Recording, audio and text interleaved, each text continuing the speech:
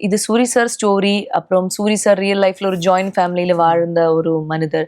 So அதனால அவங்களுக்கு இந்த மாதிரி கேரக்டர்ஸ் வந்து பயங்கரமா கனெக்ட் ஆகும்.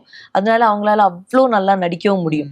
ஏன்னா நெறைய டைம்ல சூரி சார் வந்து வித்தவுட் கிளிசரின் அழுதுருக்காங்க. ஓகே. ஏன்னா அவங்களுக்கு ஒவ்வொரு டயலாக்ஸ் பேசும்போது, அந்த அண்ணன் தம்பியா நிக்கும்போது, ஹஸ்பண்டா நிக்கும்போது, அப் அ இந்த குழந்தைக்கு அப்பா, மாமாவா நிக்கும்போது எல்லாம் அவங்களுக்கு அது எதுவும் தேவையில்ல. ஏன்னா அவங்களுக்கு உள்ளுக்குள்ள அந்த இது இருக்கு. ஏன்னா எல்லா பாசம் அவங்க ஜாயிண்ட் ஃபேமிலில எல்லா ரோல்ஸும் ப்ளே பண்ணிட்டு தான் இங்க வந்து நிக்கிறாங்க.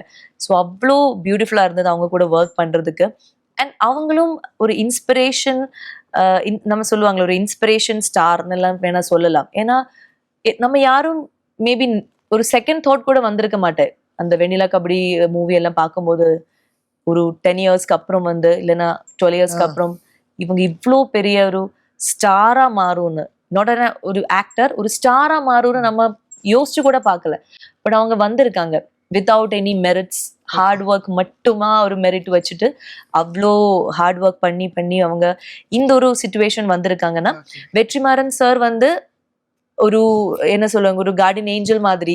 மேபி அது கடவுள் வெற்றிமாறன் சாருக்கு சரி நீ போய் அவனுக்கு இந்த லைஃப் கொடு சொல்லி அதோ யாரோ திடீர்னு அமிச்ச மாதிரி தான்.